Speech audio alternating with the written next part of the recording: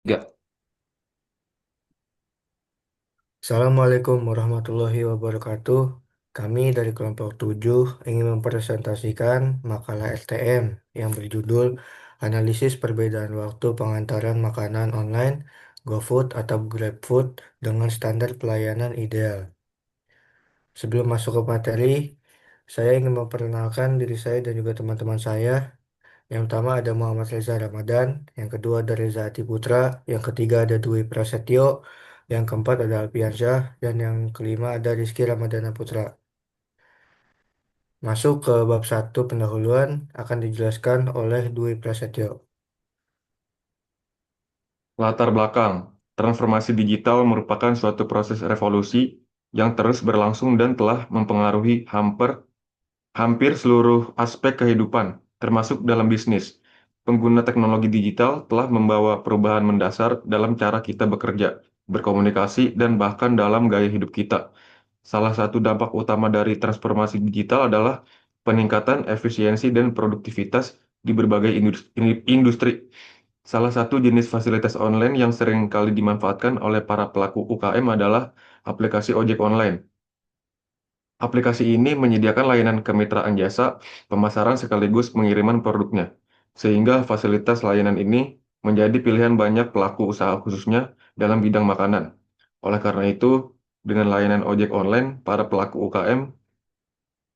UKM makanan dapat bersaing dengan jasa antar delivery dari perusahaan makanan besar untuk meraih banyak konsumen. Yang kedua adalah tujuan penelitian, mengidentifikasi dan menetapkan standar pelayanan ideal (SLA) untuk waktu pengantaran makanan online yang berlaku dalam konteks bisnis GoFood dan GrabFood. Mengukur kinerja aktual waktu pengantaran pada layanan GoFood dan GrabFood selama periode pengamatan yang ditetapkan. Melakukan analisis kesenjangan, melakukan analisis kesenjangan, gap analisis untuk mengetahui besarnya perbedaan antara waktu pengantaran aktual dengan standar pelayanan ideal yang telah ditetapkan. Menganalisis akar masalah yang paling krusial menjadi penyebab utama timbulnya kesenjangan waktu pengantaran menggunakan alat diagnosis seperti 5Y atau diagram tulang ikan. Mengusulkan rekomendasi tindakan korektif yang spesifik dan terukur, didasarkan pada hasil analisis kesenjangan guna meningkatkan kualitas dan efisiensi pelayanan pengantaran makanan online. Ada manfaat penelitian, menerapkan konsep-konsep pemasaran jasa, manajemen operasional, dan analisis kesenjangan gap analisis secara praktis pada kasus industri yang berkembang pesat, yaitu layanan pesan antar makanan online.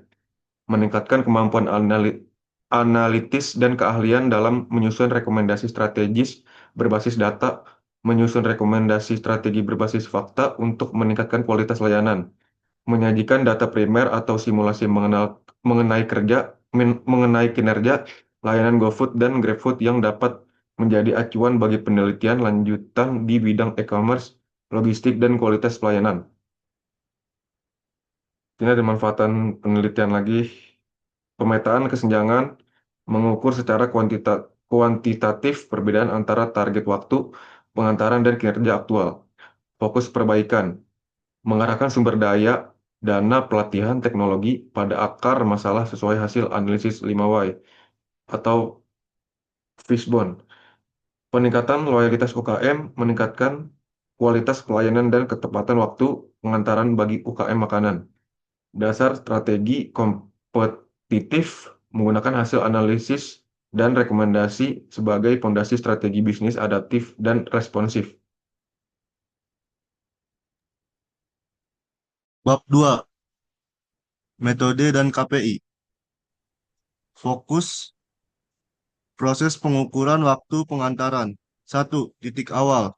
Waktu ketika pengemudi atau driver mengkonfirmasi pesanan menjadi pesanan diambil atau pick up dari sebuah restoran atau merchant. Momen ini sangat penting karena menandakan selesainya tanggung jawab restoran dalam menyiapkan makanan dan dimulainya tanggung jawab mitra pengemudi serta platform dalam proses pengantaran. Dua, titik akhir. Waktu ketiga pesanan sudah dikirim dan status berubah menjadi pesanan selesai. Titik ini adalah faktor penentu terakhir untuk keberhasilan layanan, di mana barang telah diserahkan kepada konsumen. Yang ketiga, Durasi yang diukur. Selisih waktu antara titik akhir dan titik awal. Durasi ini mencerminkan waktu bersih yang digunakan hanya untuk proses perjalanan pengiriman.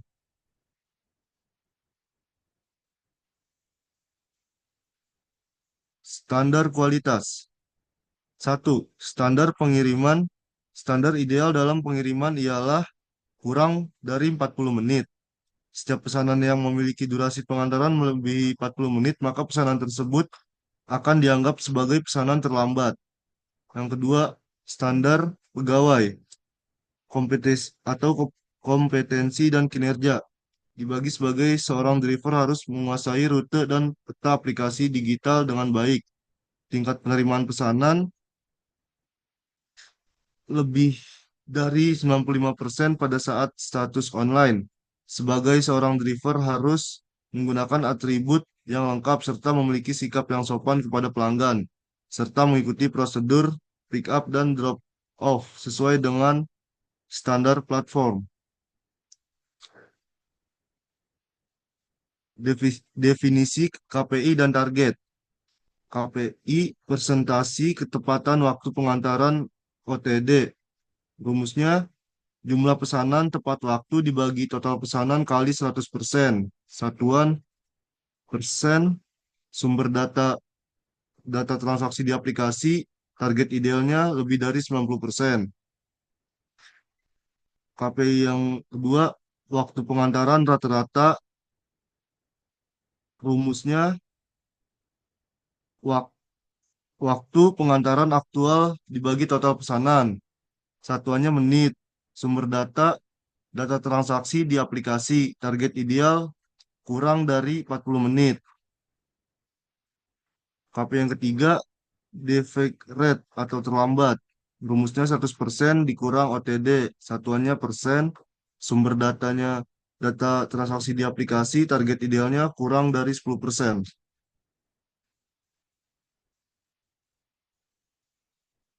Definisi KPI dan target, rumus, ketepatan waktu penyelesaian OTD dibagi jumlah pesanan tepat waktu dibagi total pesanan kali 100%. Waktu penyelesaian rata dibagi jumlah waktu pengaturan aktual dibagi total pesanan. Yang ketiga, defect rate dibagi 100% dikurang OTD. Rumus datanya, satu, aplikasi sumber data atau sumber berbasis aplikasi dibagi waktu pengiriman untuk tiap sampel pesanan diambil secara langsung dari catatan transaksi di aplikasi GoFood atau GrabFood yang digunakan oleh tim kami. Yang kedua, jenis data yang direkam dibagi data yang dicatat mencakup waktu pengambilan dan waktu penyerahan yang secara otomatis dicatat oleh sistem aplikasi, serta total durasi pengiriman atau durasi sebenarnya. Yang ketiga, periode pengumpulan. Pengumpulan informasi dilakukan dalam rentang waktu singkat, yaitu antara 1 hingga 2 minggu untuk mendapatkan gambaran mengenai performa layanan pengiriman dalam situasi operasional harian.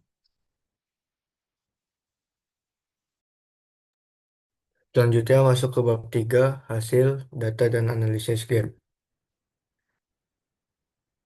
Dataset ringkat.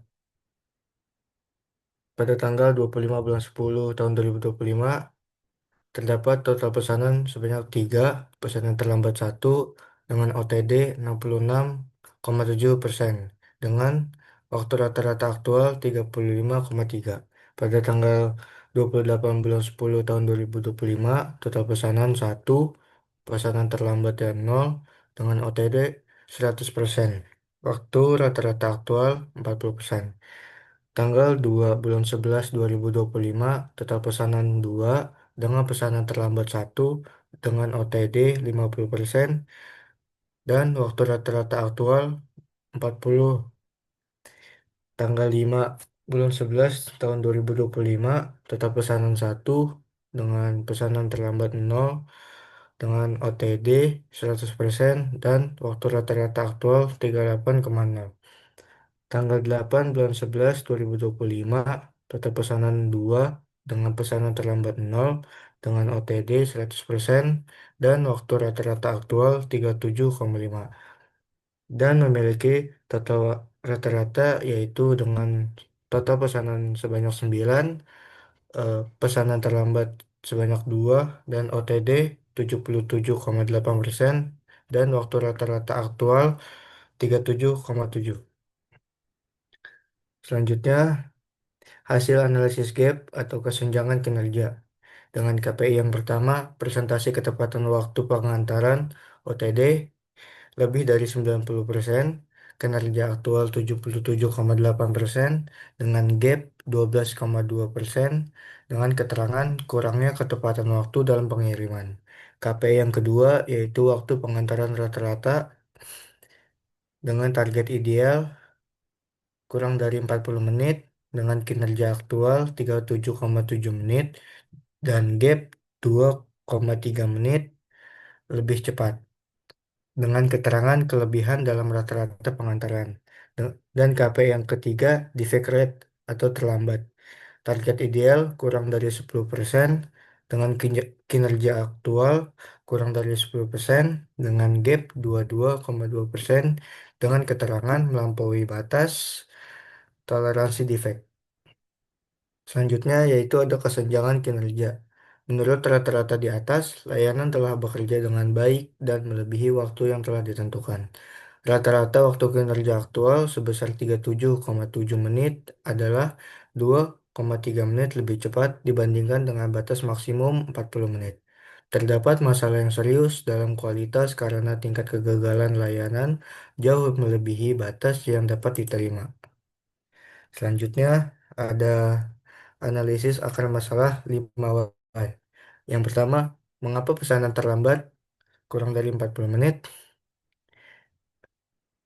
Hal ini terjadi karena pesanan menghadapi periode penantian yang sangat lama pada salah satu atau beberapa tahap proses. Seperti contohnya menunggu pengemudi atau menunggu di restoran yang menyebabkan total waktu melebihi SLA 40 menit. Yang kedua, mengapa terjadi waktu tunggu yang lama?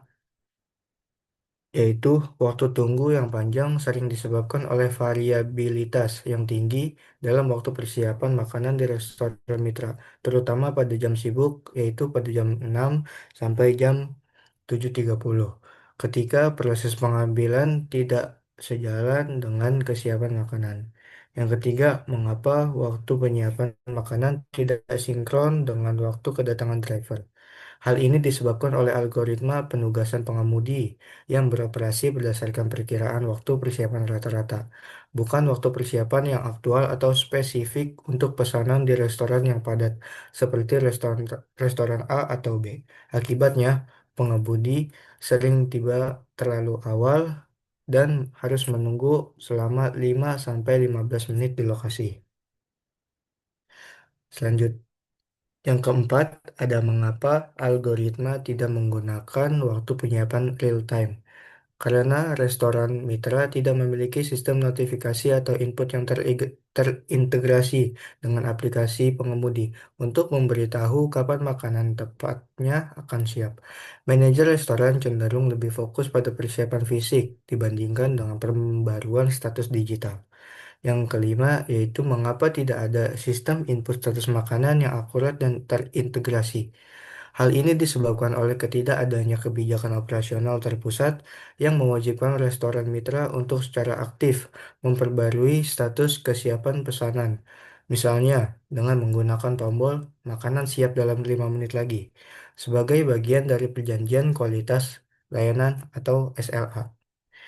Dan ada akar masalah yaitu ketidakmampuan sistem dan mitra operasional dalam mendapatkan sinkronasi waktu nyata antara persiapan makanan di restoran dan pengambilan oleh pengemudi, yang diakibatkan oleh kurangnya integrasi data mengenai status pesanan antara pedagang dan pengemudi. Selanjutnya, bab 4, pembahasan dan rencana tindak.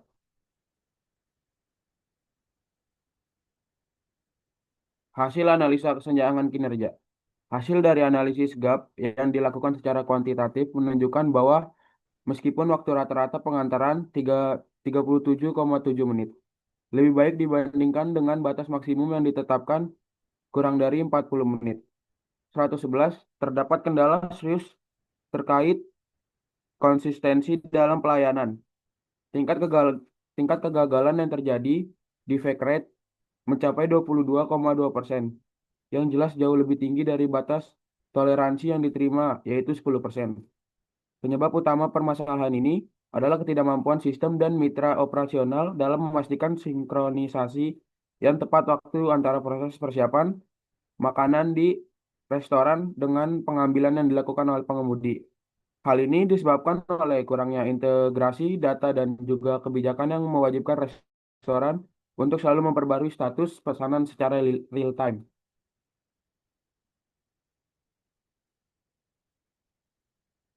Selanjutnya, rencana tindak korektif.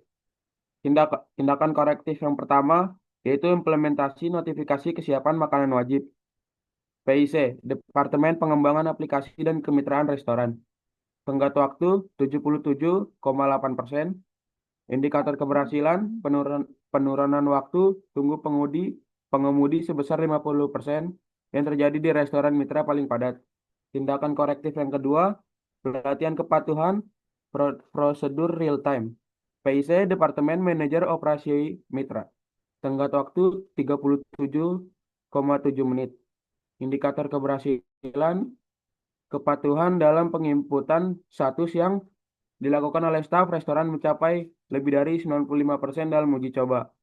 Tindakan korektif yang ketiga, revisi algoritma penugasan berbasis status. PIC, Departemen Data, Science atau Algoritma. Tenggat waktu 4 bulan. Indikator keberhasilan peningkatan OTD yang terjadi di jam sibuk 18.00 sampai 19.30 sebesar 5%. Tindakan korektif yang keempat, penetapan insentif atau penalti kepatuhan. PIC, Departemen Kemitraan Bisnis, tenggat waktu 1 bulan, indikator keberhasilan, penurunan defect rate secara keseluruhan dari 22,2% menjadi kurang dari 15%, tahap 1. Dampak yang diharapkan. Yang pertama ada waktu peningkatan ketepatan pemberitahuan tentang kesiapan makanan dapat mengurangi durasi tunggu pengemudi di restoran. Yang kedua, kualitas. Penurunan yang terjadi dalam tingkat kegagalan atau defect akan secara langsung meningkatkan kualitas layanan pengantaran. Yang ketiga, kepatuhan. Peningkatan OTD mencerminkan tingkat kepatuhan yang lebih baik perjanjian tingkat layanan SLA. Yang terakhir ada loyalitas pelanggan. Konsistensi waktu pengantaran merupakan salah satu faktor yang krusial dalam kepuasan konsumen.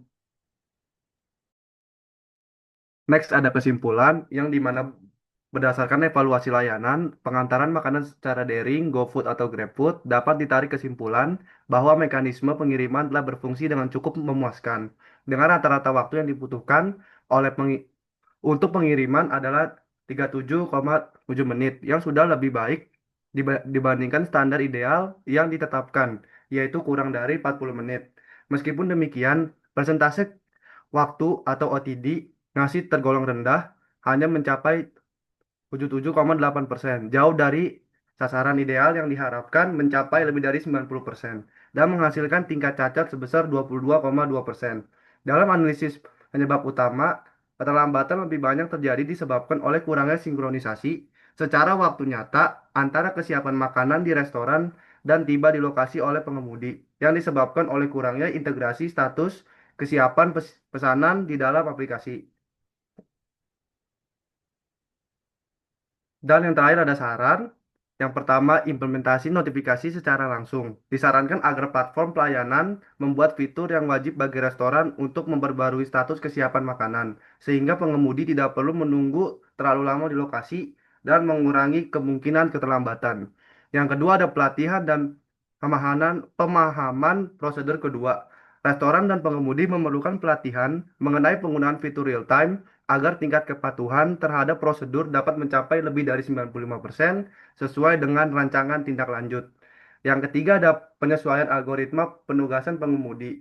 Algoritma sebaiknya disempurnakan berdasarkan status real time dari pesanan, tidak semata-mata pada estimasi rata-rata untuk membuat pengambilan pesanan lebih berkesinambungan dan meningkatkan ketepatan waktu pengiriman, terutama pada periode ramai.